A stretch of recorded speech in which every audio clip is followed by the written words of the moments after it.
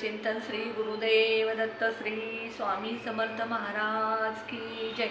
स्वामी दत्त सेवा या चॅनलवर तुम्हा सर्वांचे खूप खूप स्वागत। तुम्हा सर्वांचं आरोग्य उत्तमाचं राहू दे, राहिलेलं आयुष्य आरोग्यदायी जाऊ दे, तुम्हाला अखंड आयुष्य मिळू दे आणि तुमचं आरोग्य उत्तम राहण्यासाठी तुम्ही योग्य आहार, व्यायाम करा, योगा करा, तरच आपलं आरोग्य उत्तम राहील।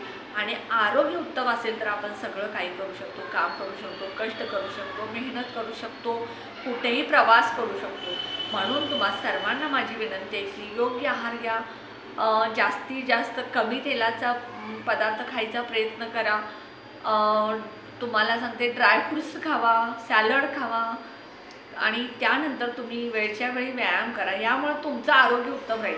आपण फक्त स्वामींना प्रार्थना करून उपयोग नाही की स्वामी समर्थ महाराजांच्या चरणी प्रार्थना तुमचं आरोग्य उत्तम राहू दे, पण त्यासाठी तुम्ही सुद्धा स्वतः तुमचं आरोग्य जपायला पाहिजे।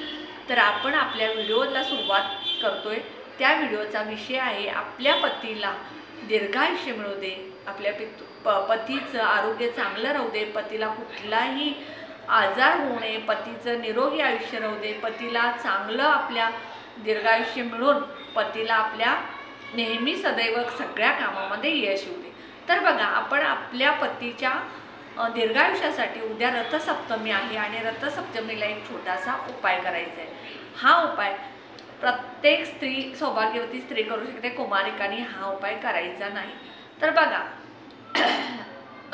संक्रांतीपासून रथसप्तमीपर्यंत आपण सगळेजण हळदी कुंकू आपल्या घरामध्ये करत असतो, पण आजपर्यंत ज्यांचं हळदी कुंकू झाले त्यांचं ठीक आहे, पण ज्यांनी आजपर्यंत काही कारणास्तव सुतक असेल, गावी गेला असेल, पिरियड असतील, काही अडचणीमुळे हळदी कुंकू करता आलं नसेल, त्यांनी उद्या नक्की रथसप्तमीला हळदी कुंकूचा कार्यक्रम ठेवा, हळदी कुंकू द्या, सौभाग्यवती स्त्रियांना बोलवा, 1 बोलवा, 2 बोलवा, 5 बोलवा, 10 बोलवा, तुम्हाला जेवढ्या शक्य होईल तेवढ्या स्त्रियांना बोलवून तुम्ही हळदी कुंकू द्यायचा आहे। आणि हे हळदी कुंकू देत असताना तुम्ही त्या स्त्रीला हळदी कुंकवाबरोबर वाण म्हणून एखादी छोटीशी वस्तू द्यायची आहे। मग तुम्ही 10 रुपयाची द्या, 20 रुपयाची द्या, 5 रुपयाची द्या, बांगड्या देऊ शकता, कुंकू डबी देऊ शकता, सिंदूर देऊ शकता, तुम्ही तुमच्या इच्छेला येईल ती वस्तू तुम्ही दान म्हणून, वाण म्हणून द्यायची आहे।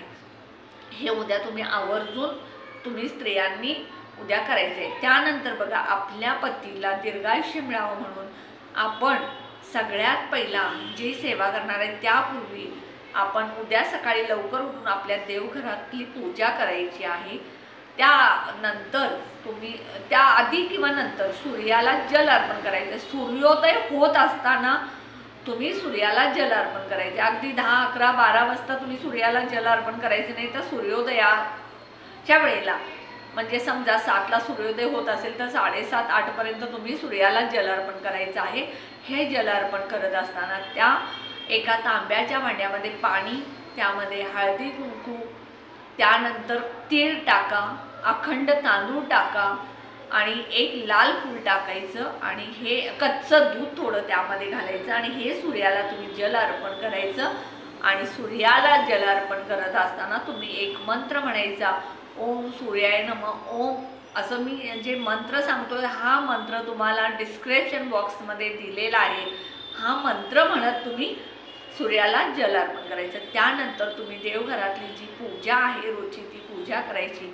जसं आपण श्रावण महिन्यामध्ये शुक्रवारी जीवनी मातेचे एक छोटा कागद मिळतो आणि तो आपण देवघरामध्ये चिटकून जसं जीवनी मातेला जसं पूजा करतो तशाच पद्धतीने एक सूर्याचा कागद मिळतो, तुम्हाला पुस्तकाच्या दुकानमध्ये कुठेही, पूजेच्या भांडारच्या दुकानमध्ये कुठेही मिळेल। हा तो कागद आणायचा, तुम्ही देवघरामध्ये चिटकवायचा, त्याची विधिवत तुम्ही सूर्याची पूजा करायची।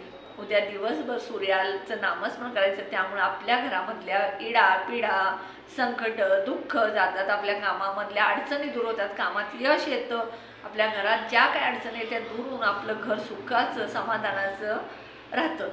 हे दिवसभर करायचं आणि त्यानंतर तुम्ही एक मूठ तांदूळ घ्यायची, अखंड तांदूळ असावेत, न तुटलेले फुटलेले। हे तांदूळ तुम्ही तुमच्या उजव्या हातामध्ये घ्यायचं आणि देवघरामध्ये बसून तुम्ही पतीसाठी देवासमोर, सूर्यासमोर प्रार्थना करायची, माझ्या पतीला दीर्घायुष्य मिळू दे, माझ्या पतीला कुठलाही आजार होऊ नये, माझा पती निरोगी राहू दे, माझ्या पतीला सगळ्या कामात यश येऊ दे, त्याचं आयुष्य चांगलं घडू दे असं प्रार्थना करायची। आणि हे तांदूळ तुम्ही देवघरात देवाच्या समोर एका वाटीमध्ये किंवा एखाद्या डिशमध्ये ठेवायचे आणि हे तांदूळ दिवसभर उद्या आणि परवा दिवशी उद्या दिवसभर आणि रात्रभर ठेवायचे। परवा दिवशी सकाळी हे तांदूळ घ्यायचे आणि हे तांदूळ तुम्ही एखाद्याला दान करा, घराच्या टेरेसवरती ठेवा किंवा पक्ष्यांना घाला किंवा माशांना घाला पाण्यामध्ये। तुमच्या तिथं कुठे जवळ विहीर वगैरे असेल, नदी असेल, तिथे तुम्ही ते वाहत्या पाण्यामध्ये सोडायचं। अशा पद्धतीने उद्या तुम्हाला हा पतीसाठी आपल्याला छोटासा उपाय करायचा आहे, पतीच्या आरोग्यासाठी, दीर्घायुष्यासाठी। हा छोटासा उपाय तुम्ही सगळ्या स्त्रियांनी, सौभाग्यवती स्त्रियांनी करा। उद्या रथसप्तमीचं नक्की तुम्ही आवर्जून 1-2 स्त्रियांना तरी हळदी कुंकू द्या, मान द्या आणि माझ्या व्हिडिओला जास्तीत जास्त शेअर करा, व्हिडिओ जास्तीत जास्त लाईक करा, कमेंट करा, बेल आयकॉनची घंटी दाबा, ऑल बटनला क्लिक करा, कारण छोटे छोटे उपाय, बिना खर्चाचे उपाय, साधे उपाय, फायदेशीर उपाय तुम्हाला बघायला मिळतील। आणि जास्तीत जास्त सबस्क्राईब करा। श्री स्वामी समर्थ।